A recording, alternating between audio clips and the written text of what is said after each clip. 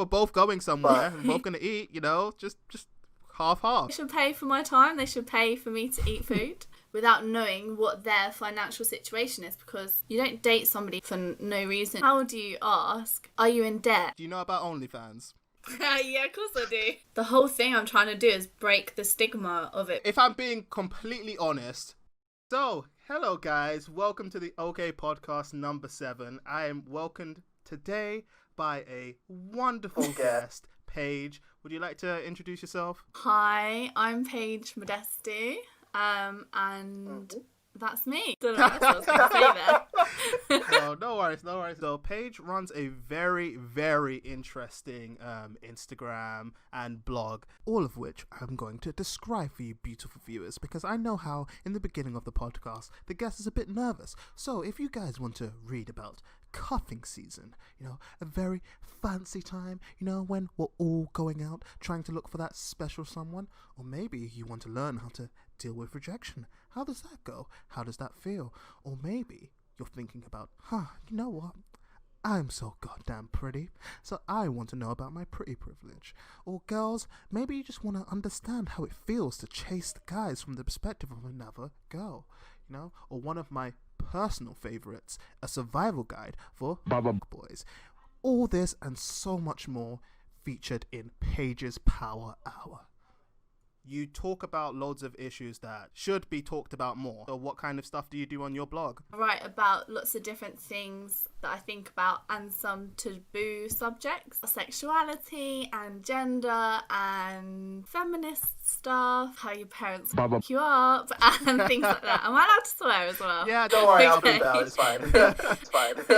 and that kind of stuff. And I like to share stuff on my Instagram page as well. That's really good. And I'll just say, I know my page is all finance orientated. In fact, it's funny the conversation I had with you, because you're you know my page, but the world of finance is pretty boring. See, guys, the rest of the finance community, you hear that? See, we're trying to get other people, and this is the impression we give. We clearly need to make finance more fun. So people like Paige, they're more interested in actually checking out the content. One of the things that I'm interested in is promoting the fact of doing more. I feel like there's so many people our age that just do one thing. They don't branch out and take interest in their hobbies and find ways to possibly monetize it. Because now on your page, you also sell things, don't you? Yeah, I've kind of stopped it at the moment, but yeah, I do. Oh, okay. Why did you stop it? I didn't sell it enough. It was costing me more to have it on my website. So I just thought people aren't buying it as much, and probably my own fault, to be honest. I wasn't sort of putting it out there as much as I maybe should have been. What did you use? Sorry, my voice, man. What did you use? What did you use to to do your website? Or use? Well, I think I've always used Squarespace. Oh, okay. Do you know of it? Yeah, I know Squarespace. Yeah, I use Squarespace, and it's just so easy because I'm not very technical. I tried to move my website once, and I redesigned it once, and it was very overwhelming. And I was like, I just wish that somebody could do it for me, which somebody probably could have done. But I just sat there for hours, and I was like, I'm going to do this myself. I'm not paying somebody to do it for me. That's a great attitude. Yeah, that's what I used. And then, obviously, a friend of mine actually said you should think about making an ebook, and I literally made one, put it on the website, but you have to subscribe, and it's a bit more expensive to sell things on your website than it is to just have a bog standard one where people can read your stuff. Right. So then it charges you more monthly cost. Oh, okay, I see. So then obviously if you're not making enough sales to kind of cover that monthly cost, then it's not really worth it. No. Okay, I see. The tip that I would give is that you should also shout out the products that you do on your page, which you probably did. Yeah, I did. Well, not as much as I probably should have done. But yeah, I did it in the time. And I was very surprised at how many people actually bought it. Because when you do something like that, I feel like I am a person that does kind of big myself up a lot. Like if I go for a job interview, I'll be like, right, that job's mine. But I didn't really big myself up for this, and then it just sort of worked out, and I was like, oh, that was good, wasn't it? the previous podcast that I did with my friend Chris, we were saying that when you want to start a business, like one of the things that people definitely forget to utilize is their friends and family. So I know with the stuff you do, maybe it's not the best to like, hey family, hey, do you want to like see this? Well, some of your stuff I think is, but obviously I guess if they see one aspect, they're probably going to check out all of it. But yeah, with friends as well, because you know those are your natural supporters. Guys, you have to check out Paige's blogs. Like it's amazing. The Power Hour, man, you will have so much fun just reading through it, and you'll be like, oh yeah, I've been through this. Oh, I understand. Okay, it's really interesting to get your opinions when we are talking about relationships and how finance can kind of play into that. So like, do you have any thoughts about that?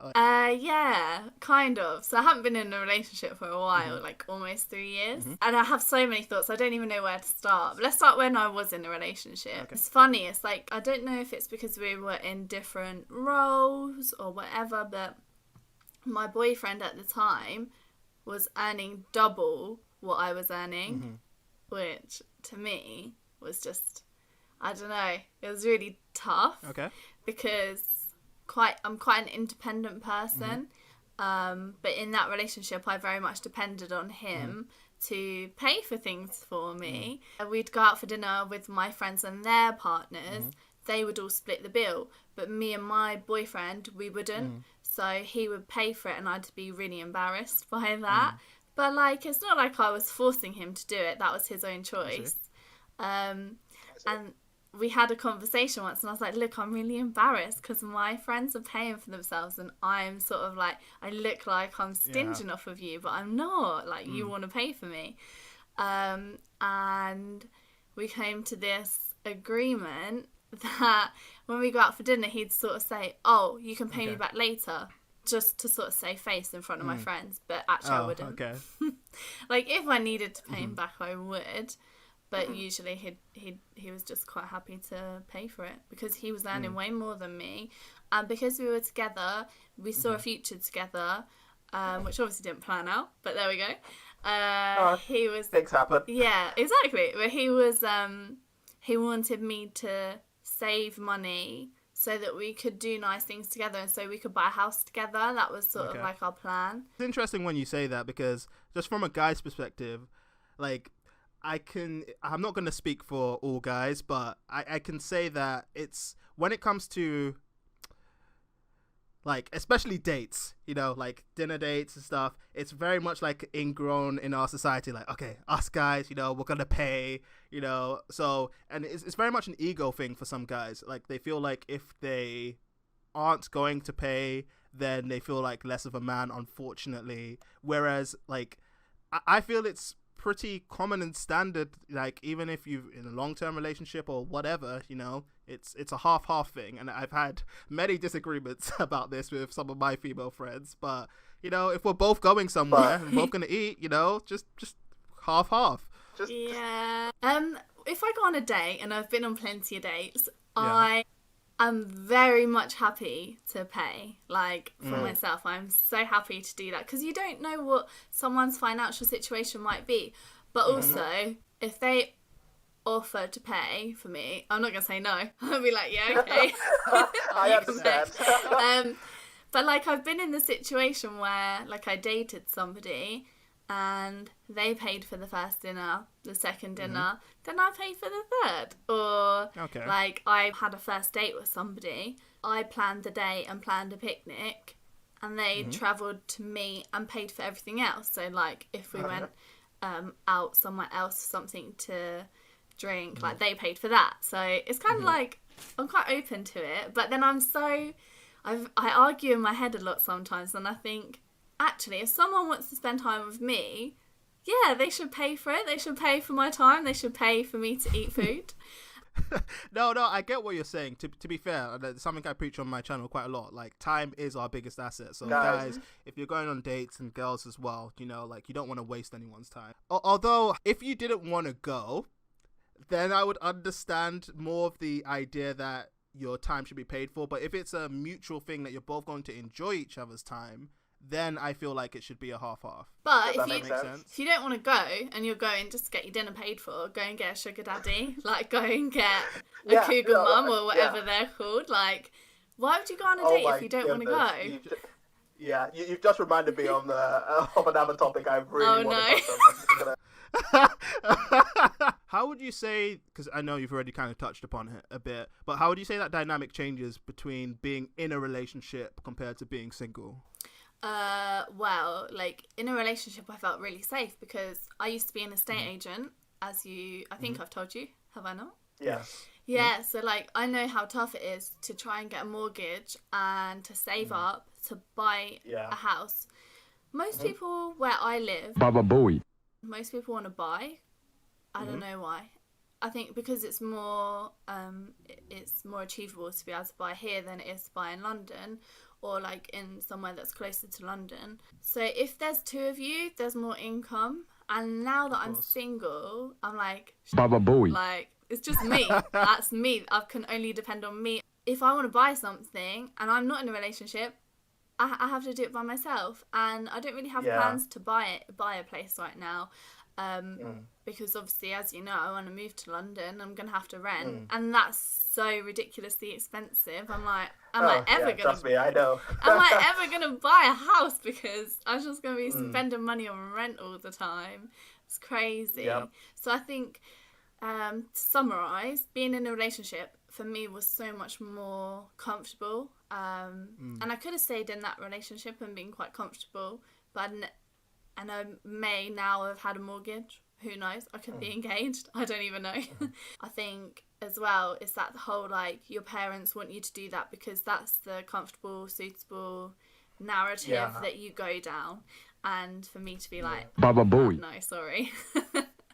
You have to live for yourself. Yeah, that's true. Like, from my own personal experience, I would say that you just hit the nail on the head. Being in a relationship, especially when it comes to finance, it's a lot more secure. If you're in a serious relationship, you start to think long term. You know, if you're both doing relatively okay, you're like, okay, cool, we're going to start saving, start doing this. I would say some pitfalls that some people have when in a relationship. Like, what would be your opinions on, like, joint bank accounts? Would you not do that until later? I think I would, if I was in a relationship now and I really wanted to buy a place and we had like a joint savings account, I'd be so happy for that. I'd be like, yeah, that's fine. If I was committed to that person, I don't think I'd have any, issues with that. When I was in a relationship, half of me knew that I wasn't really wanting, I knew I was too young to want to buy a house and be with that person forever, but he used to kind of go on my bank account and check and see what I was spending money on and say, you're not serious about this because you're not saving as much money as you said you would, and you went and bought like a new coat and you went and did this. And I was like, whoa, like, it doesn't mean I don't love you. It just means I'm not serious about buying a house with you. Like, you're not financially frugal. Yeah, I'm not. I wasn't at the time. I definitely wasn't.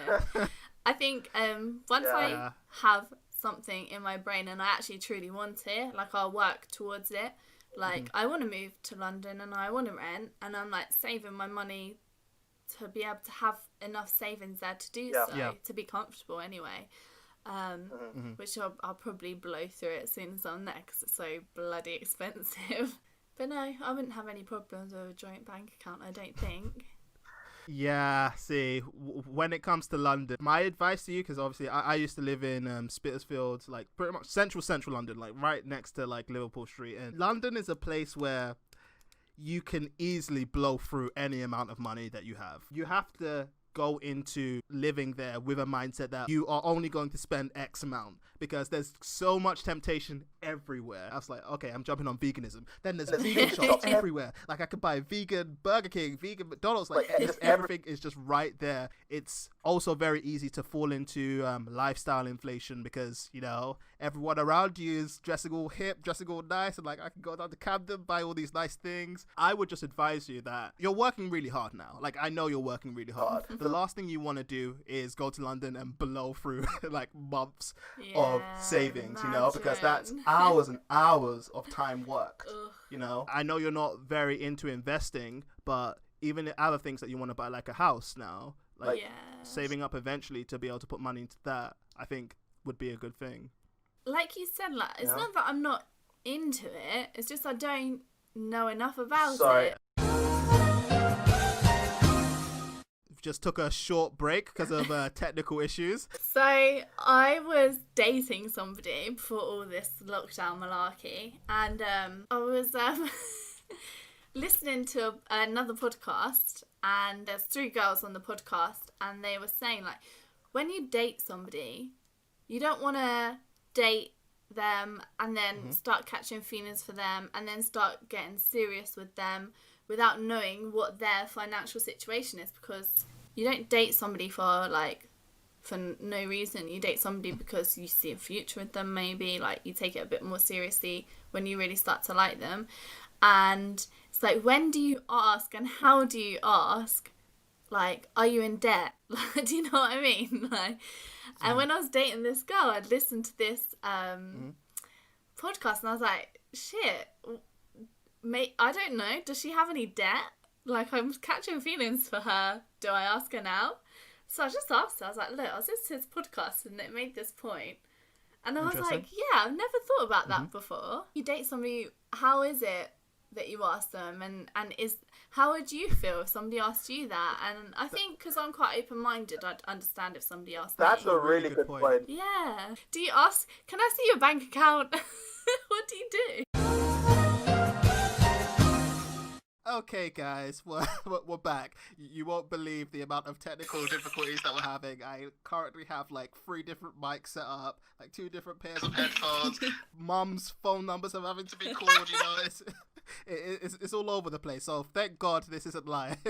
But Paige, thank you so much. So like again, Paige is doing so much. If you guys don't check out her Instagram, like you've personally insulted me. You know, check out her blog, check out her Instagram, or you know, we're just not friends anymore. Watching a podcast. And it kind of mentioned a really good point. Like, if you're starting to get serious with someone, like, of course, finance is such a big aspect of that. And how do you actually go about asking that? Because you don't just go around on, like, the second date. So, like, are you in debt? Yeah. Is there something I should know? How did you go about that? I literally just said to her, like, look, I've been listening to this podcast, and it actually makes such a fair point about people dating, and you don't want to get yourself into a sticky situation. So, are you in debt? And she was just like, no, but I went to uni, so I've got to pay that back at some point. And I was like, yeah, cool. That's fair. That's really direct. To be fair, I think that's the best way to do it, because if you kind of wait longer, then you find out, you know, that they are like in a big debt hole. I think the actually even more interesting question is, if they had said yes, like, what do you do then? Do you cut and run? No, if you like them, be like, look, I like you. Let's make a plan for you to sort out your debt. Like, yeah, see, you're just preaching. You're saying really good facts. Like I said, if you're, even before you start investing or any kind of financial plan, there's no way you can make a plan without writing something down. You know, just like actually. No matter how much debt you're in, it's never an inescapable point most of the time. So as long as you start to write it down, and like my personal advice is that, you know, pay off your high interest debt first, because that's just a better way to do it, and then, you know, slowly cut down from there, and you know, you'll eventually get to the point where you're not in debt anymore.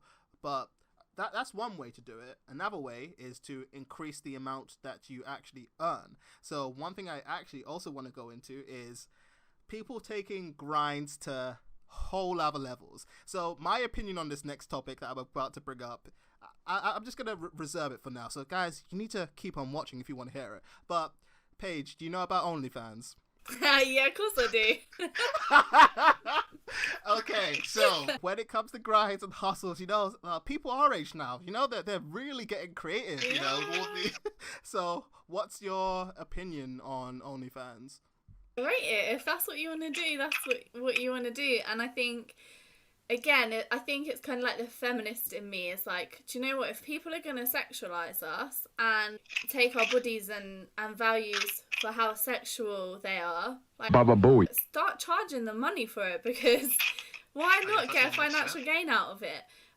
But also I feel like there's that side of it, but there's also the side where it's like girls that are really young are doing it and getting away with it, and it's kind of predatory, and like paedophiles can see that, and it's like these girls can look so much older than they actually are. And I did watch a documentary about it, and a girl that was way underage managed to register an account. But like I know girls my age that have it and it works for them, and I think one of them made like £800 in the first week, and I was like, girl, if I could do that, I would, but I don't want to do it. What are some things that, okay, again, guys that are watching me, don't get the wrong impression. If I'm being completely honest, like, I do believe people should be able to do what they want to a certain degree, but I would never recommend anyone to do it. Do you know what I mean? Like, if someone came to me, I really want to interview someone that actually has an OnlyFans account. Like, it will be really interesting to just see their mentality. The only reason why I'm kind of against it is just to do with, like, future job prospects. Yeah, that's exactly why I didn't do it. I was like, I could do it.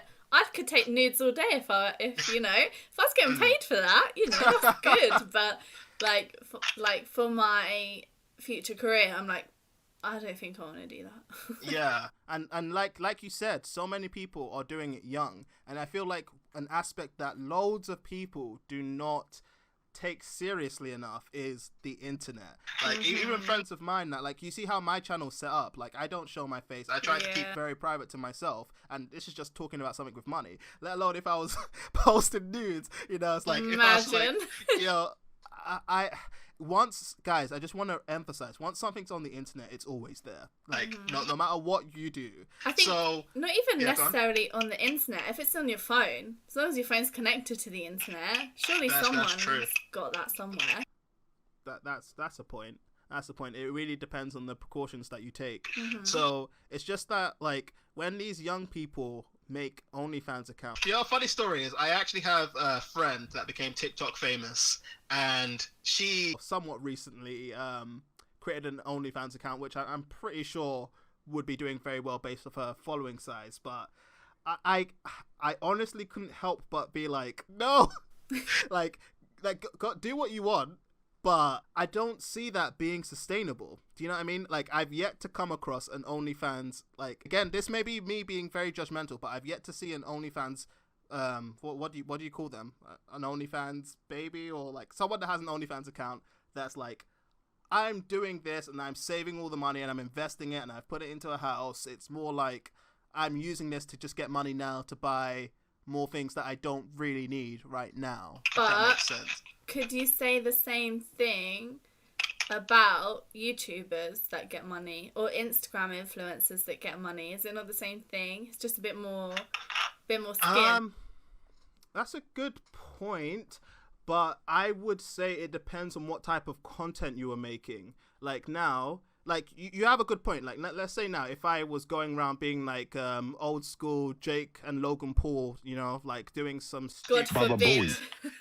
Yeah, like doing some stupid, like, again, have my face attached to it, then of course that can be just as damaging as, creating an OnlyFans account. And of course you have to acknowledge that. But if you're just kind of doing like normal things, actually, you touched on a really good point, and this is another reason why my YouTube channel is behind an avatar, is loads of companies now don't like the fact that their employees have any kind of online presence. Companies naturally see any kind of online presence as a risk. Like Natasha, who I had on the podcast, she said her sister had like a t-shirt business and she worked in like a law firm, completely unrelated, and they were like, yeah, take that down or you're fired. Do you know what I mean? And that's something as harmless as like a t-shirt business. So actually, alone. Yeah, when before I had my job, when I was doing my last estate agency job, I had my blog posts and I put them on LinkedIn. I was like, anywhere I can get this blog, anywhere I can get somebody to read it and see it, I'd post it. So I put it on LinkedIn. Yeah. Then I went back to my estate agency job and they were like, look, that's great that you're doing that, but you need to take it off LinkedIn because that's connected to our business. And I was like, Yeah, that kind of makes sense. Like, I was talking about sex and masturbation and stuff like that. Like, yeah, I'll definitely take that off.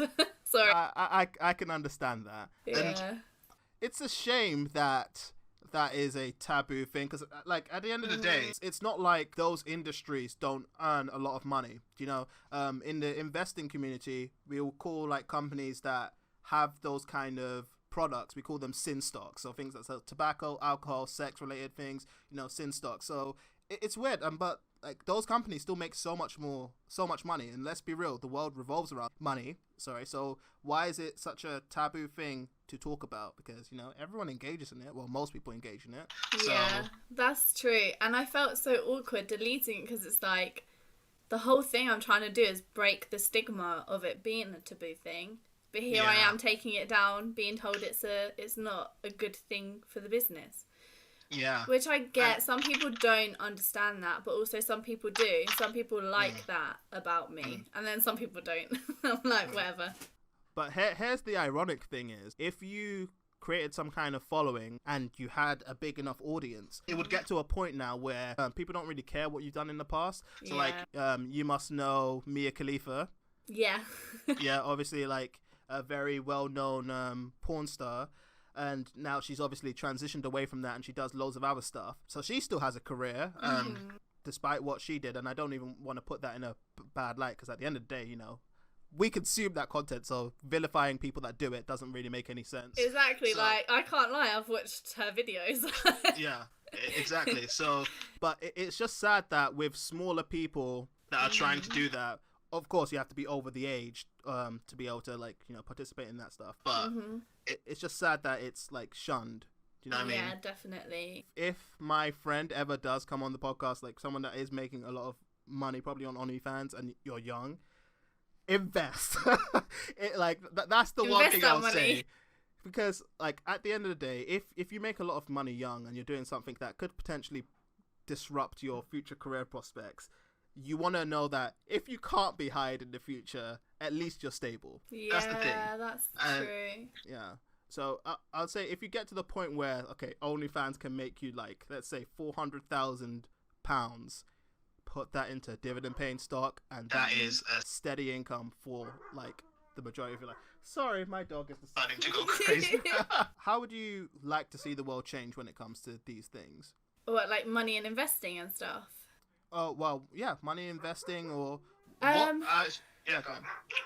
I think it's really tough for me as a young person who worked in a estate agency. I was showing people around houses all the time. And, like, I literally... Let me see if I can find it real quick. I saw this picture. So, buying a house, 1990 versus 2020. So, the 90s average UK house price was £57,000. And the 2020 UK average house price is £237,000. So to be able to afford it in the 90s, you'd have to have an average UK household income of 20,000, whereas in the 2020 you need, well, no, you don't need it. Sorry, that was the average UK household income. Yeah. And in 2020, the average UK household income is 37,100, and it's like, look at that. I don't know if you can see. You can't see it. That's crazy. Sorry, yeah. If you send me the image, I'll send it to you. Up. But, like, I'll send it to you now because I'll probably forget. But it's just crazy. Like, everything inflates except to our wages, and it's not fair, and especially as young people. And when you see that, and you see the average UK household income, that's usually for two people in a household, right? A couple. Yeah. That's not a single person. There's no way I'm earning 37,100. Like, what? Yeah. Are you mad? Yeah. Yeah. For a lot of people, that is, like, quite hard to do, to be honest. Yeah. So it's like, I would love to see something change and more affordable houses become available, because I'm always thinking, like, that does worry me and it stresses me out a bit. Also, it makes me very anxious that this pandemic has happened. Lots of people are out of a job. We're heading into another recession. And I don't remember the last recession. I don't remember how it affected people. Especially things like this can really affect people's mental health, like money and stuff. I've definitely had sleepless nights where I've worried, like, oh my God. Not necessarily sleepless nights, but like I'll worry about things like that. And I'd love to see those kinds of things change. And definitely, I think after having this conversation with you, investing is something that I'd like to look into. But maybe without, I'm saying this now without having done the research, but it'd be nice to see if it was taught in schools, so that and financial aspect of things and how to pay bills and how to make a savings account, that should be taught in schools, because I was never taught how to do that. My parents didn't. They just set up a bank account for me and put my birthday money in there. That's as far as that went. And I was never taught how to budget for things, and I didn't learn about what's that word? Interest. I never learned about interest rates and stuff like that. And it's like when I went to go and get my first car on finance, and they were talking about interest, I didn't listen. I didn't care. I just wanted the car. I was like, yeah, give me the car. And when it came to the end of it, and I'd paid all this money for this car, and I'm selling it back to them because I was moving to Spain, I got like such a small amount back, and I thought, what do you mean? What do you mean this is it? They're like, interest, honey. I'm like, oh. Baba Booey. But I'd love to see things like that change and more education about it, because I do think, like you say, like the world revolves around money. And it's unfair. And then I could talk about it all day, really. I could get really deep about it. I'm not going to. Don't worry. No, don't worry. Well, you're definitely going to be coming on the podcast again, so we can have a more like less technical, less technical difficulties. One point that you touched upon so well that I think people should actually talk about more is like finance and mental health. It doesn't have to be in the confines of a relationship, just finance in general. Like when you have things like Instagram and like social media where people are constantly comparing themselves, and LinkedIn as well. Like I personally really despise LinkedIn for so many different reasons. Why? I feel like a lot of it is fake. I feel I see a lot of people that I know personally that I guess it's a bit of an unfair criticism, because I guess it makes sense, but it's when you're trying so hard to please a company that it gets to the point where it's like, that's not you. It's like, oh, I'm so glad I did this engineering thing. Like, I did this, I did that. It's like, And then there's people that will constantly like check out your profile. Like if you want to keep up with me, man, just call me. Like, you know, what are you doing now? But just like, oh, this person looks at your profile. This person looks at your profile. It's so weird, because I matched somebody on a dating app, and I don't know how, but they found me on LinkedIn. Oh God! Wow. And then literally like a couple of weeks ago, I hadn't spoken to him for ages, and then a couple of weeks ago, I was like, this guy has viewed your profile on LinkedIn, and I was like, what the Baba Booey. what? Like, just text me, like you say. It's so weird. Yeah, it is weird, but like it can definitely make you feel a certain kind of way, and like like you said, you were talking about inflation, and it causes a lot of pressure on people our age to, you know, our parents are like, oh, move out, get your own place, like it's as easy as it was in their time, you know. And like even me personally, obviously, like this year, different things that I'm doing is had an effect on my finance, and sometimes it's like, you know, that can be quite stressful. I always think to myself, and that's another thing, because LinkedIn, I constantly get, I guess this may sound a certain way to certain viewers, but I get a lot of offers from investment banks like, oh yeah, you should work here, or like you should do this, and I'm telling myself, no, I'm trying to focus on this thing. Like, you know, so it's kind of hard when like you don't have a consistent income, and there's these companies that are like, come join our dark side. We'll pay you consistently. Yeah. You know, it can get at you. It can. And like, I hate to say it, and I'm going back to the OnlyFans thing here, but I've been in situations like when I was in Spain, I was getting paid such little money, which was fine. I could survive on it. The only thing I had to pay for was like my transport if I wanted to get on the bus to Barcelona, and like an Airbnb there and stay there for a night. And like I was getting paid such a small amount that I was like, why don't I try and find a rich man, a sugar daddy or something to take me out? And I swear to God, I signed up to one of those arrangement things, seeking arrangements. Oh my goodness. I didn't get anything out of it. I was like, oh, I must not be good enough. And like, I'm also grateful that I didn't. Like, I got a few messages and stuff, but I was just like, oh, I don't know, I feel uncomfortable about it. This girl was like, yeah, you could get this, you could get taken out on nice dinners and dates, and these men will put money into your account. And I'm like, I want that. So like, I signed off and like I added my details and stuff. But yeah, never found anything from it. But like, people will go to some extent, especially if people like want quick results like that.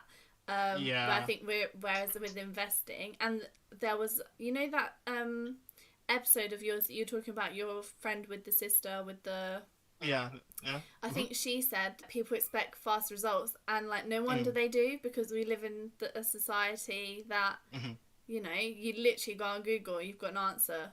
You literally like go on Netflix, you've got entertainment, you can go on anything. You can go on OnlyFans and get money by taking pictures. You can become an Instagram influencer, and you can sell perfume that's, you know, I don't mean to like slag it off because I've bought it before, but like rip off perfume, like, and you can sell it and make money.